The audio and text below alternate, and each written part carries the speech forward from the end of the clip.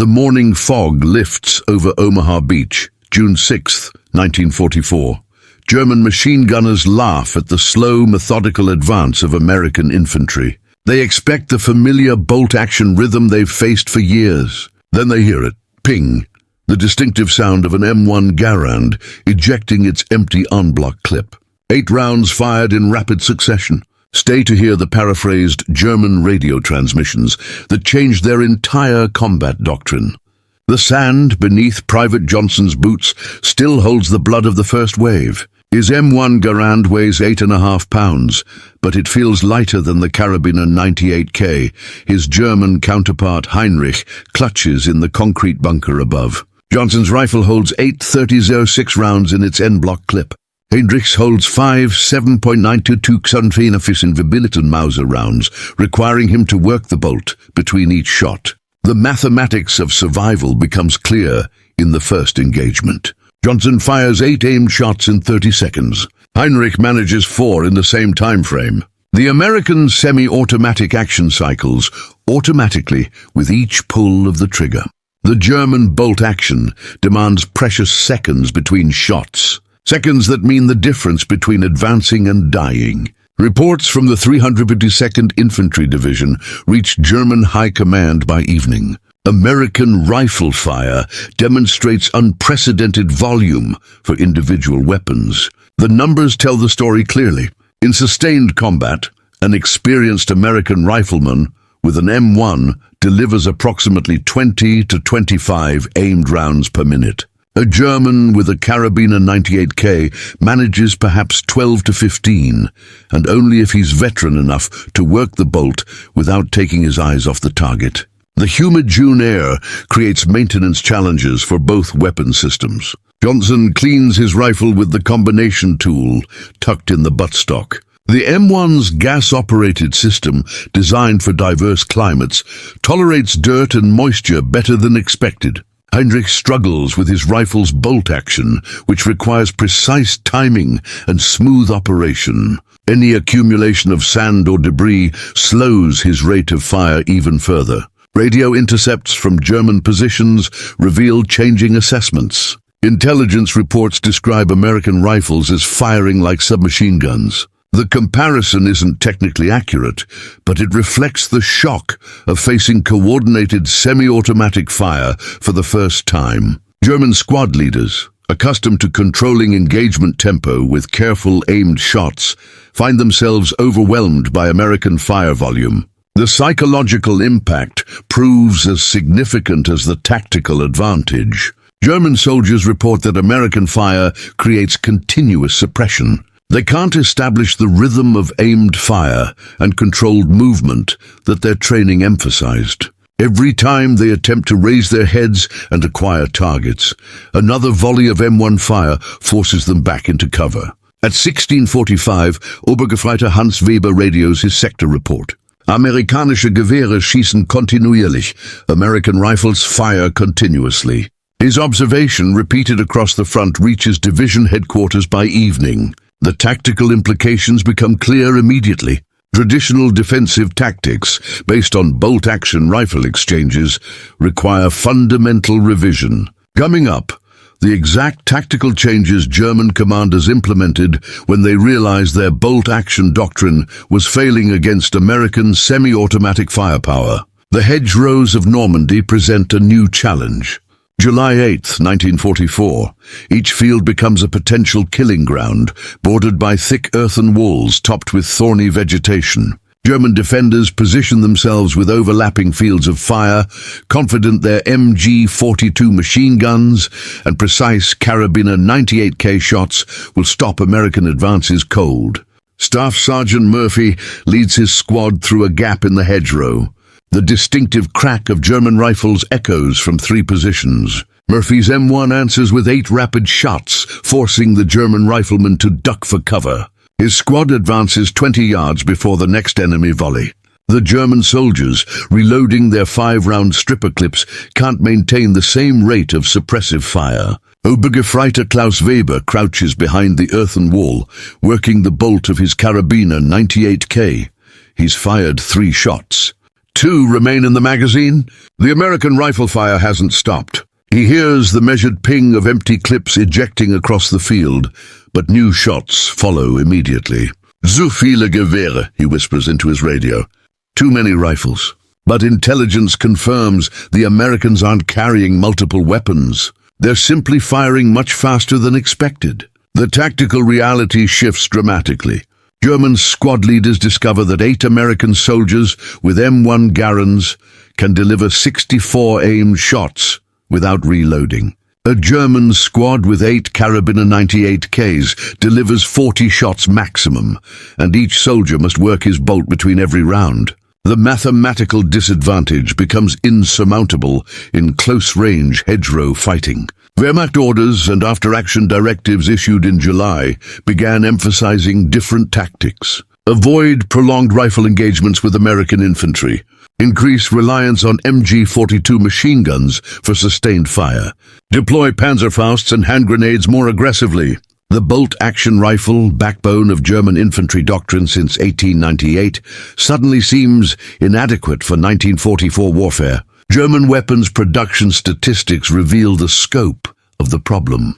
Karabiner 98K manufacturing reaches peak efficiency, but the weapon's limitations in 1944's close-range, high-tempo fighting became evident. German ordnance officers begin requesting increased allocation of automatic weapons. MP-40 submachine gun production accelerates. Early prototypes of the Sturmgewehr 44 assault rifle receive priority funding. Patton himself inspects captured German positions on July 18th. Enemy rifle pits show hasty modifications, wider firing apertures for faster target acquisition, extra ammunition stored within immediate reach.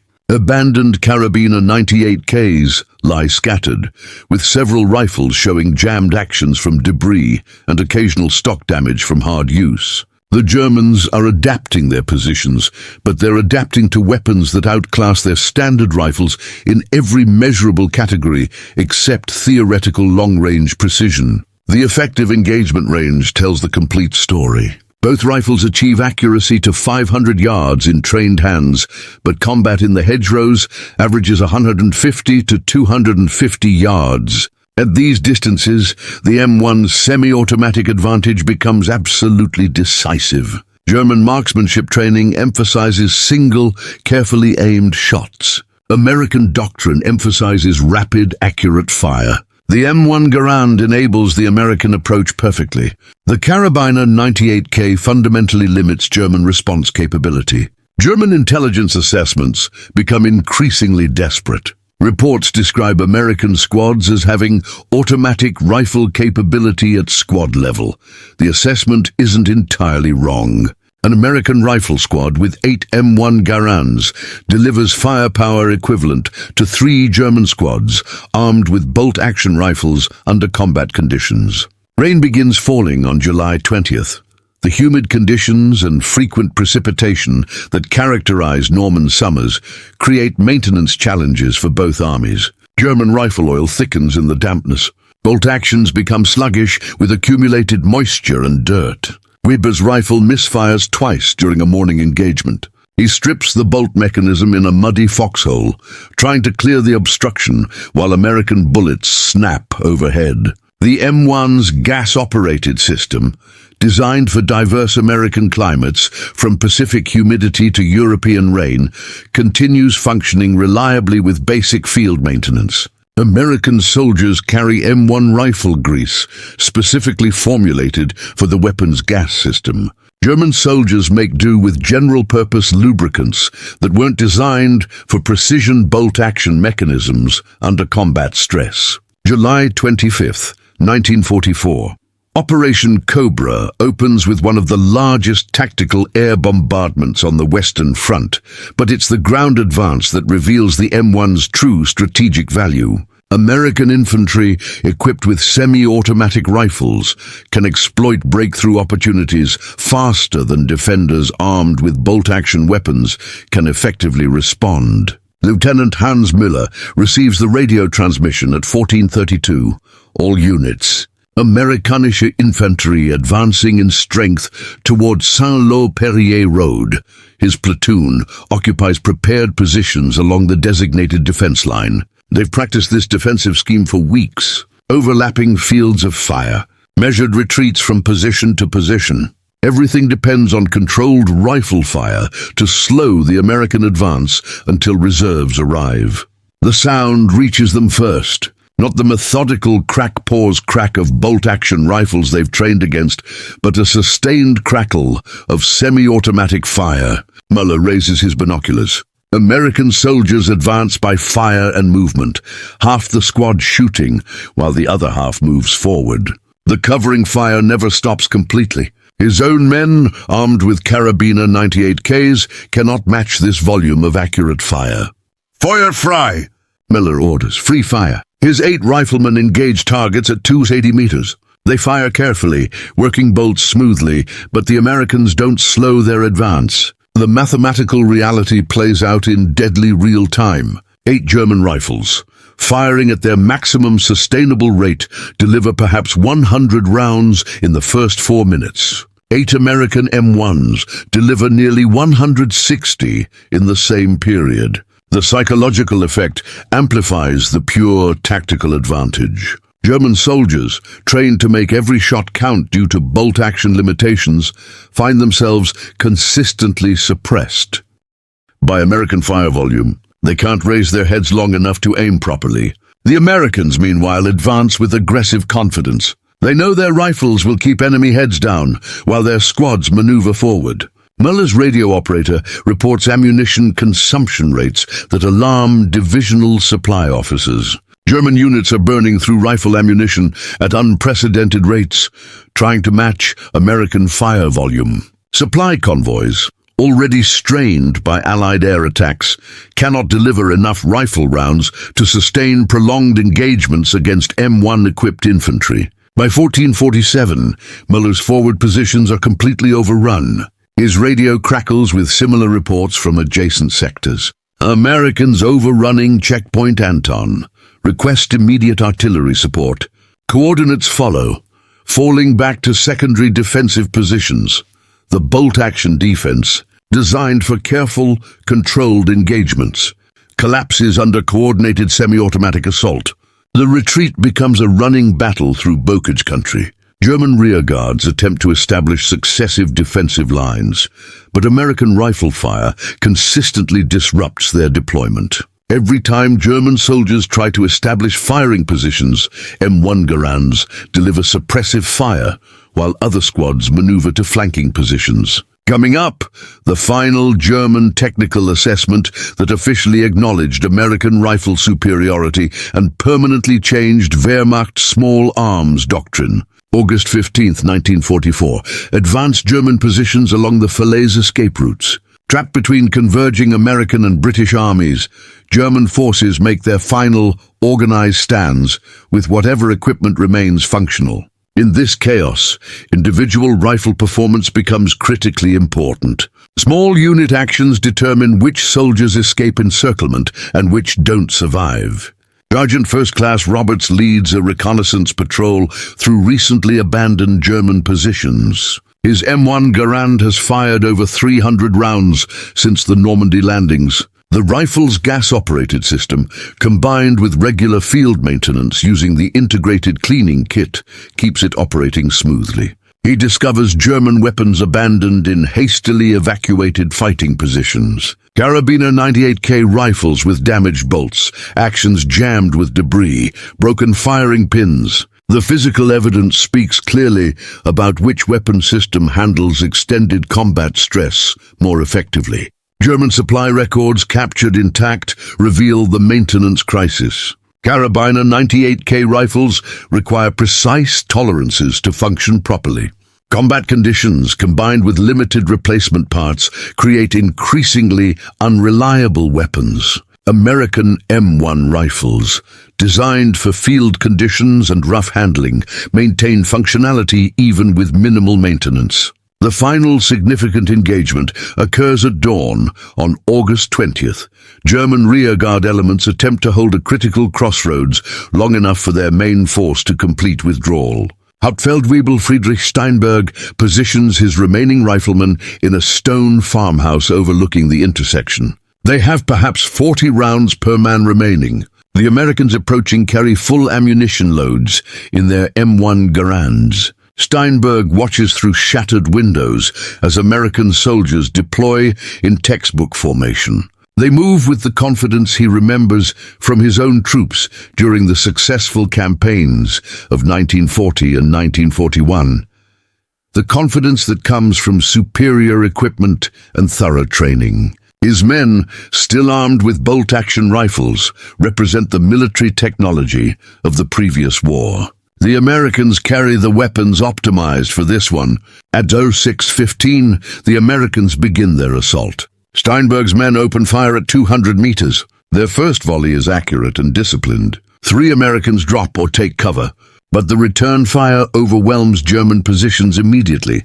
M1 Garands deliver sustained fire, while other squads bound forward. Steinberg realizes his bolt-action rifles cannot generate enough suppressive fire to stop the American advance. The brief but intense firefight lasts exactly 11 minutes. American semi-automatic fire systematically overwhelms German positions designed around bolt-action warfare assumptions. Steinberg orders withdrawal when his ammunition runs critically low and 2 of his riflemen report jammed actions. As his men retreat through the rear courtyard, he hears the distinctive ping of M1 clips ejecting.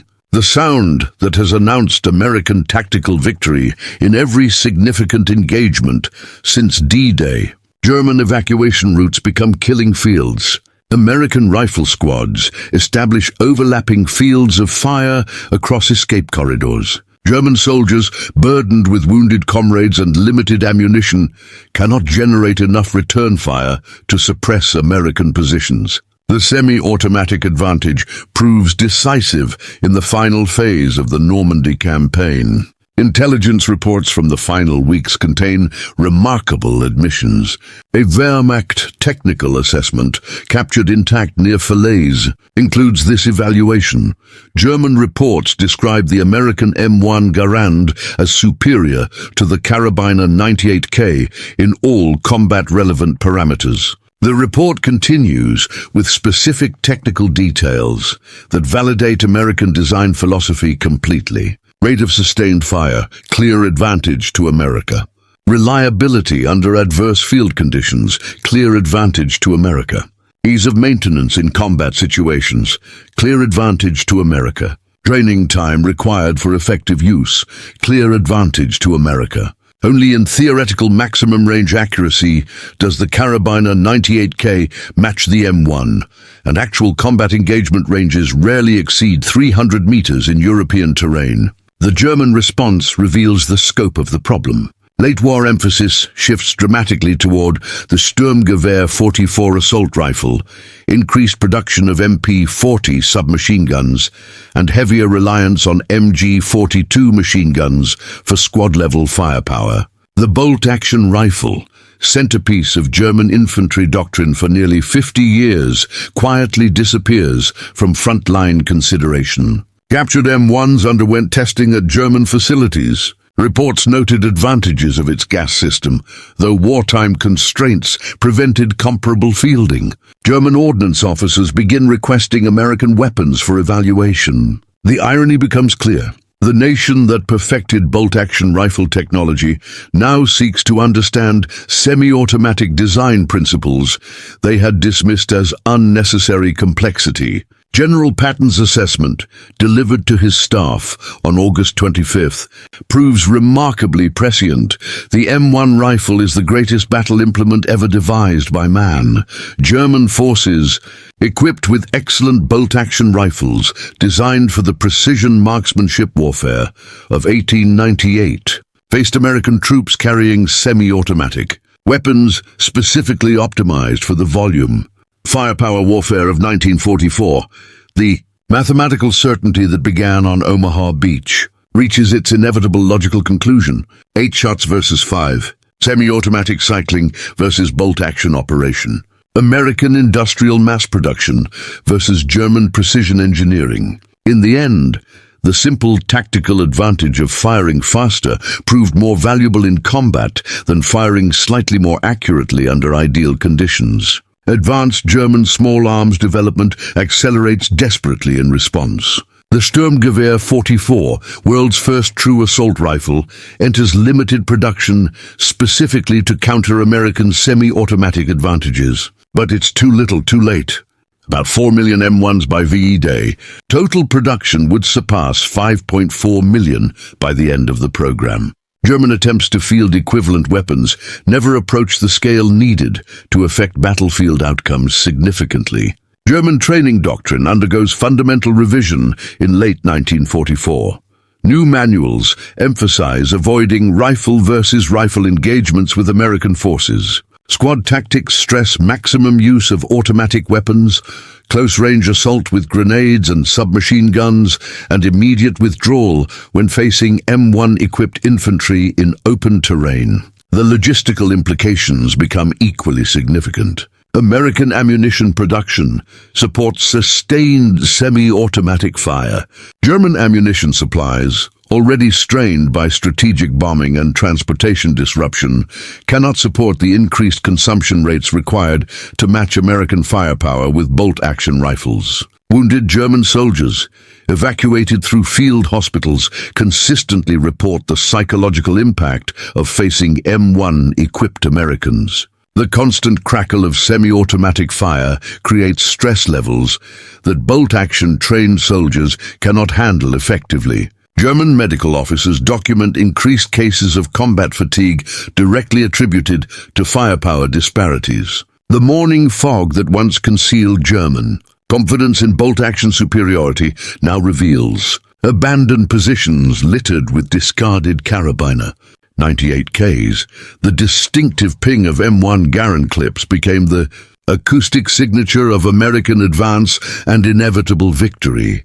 The bolt-action era ended not with formal ceremony, but with quiet acknowledgement that modern warfare had moved decisively beyond single, precise shots to rapid, overwhelming firepower delivered by individual soldiers.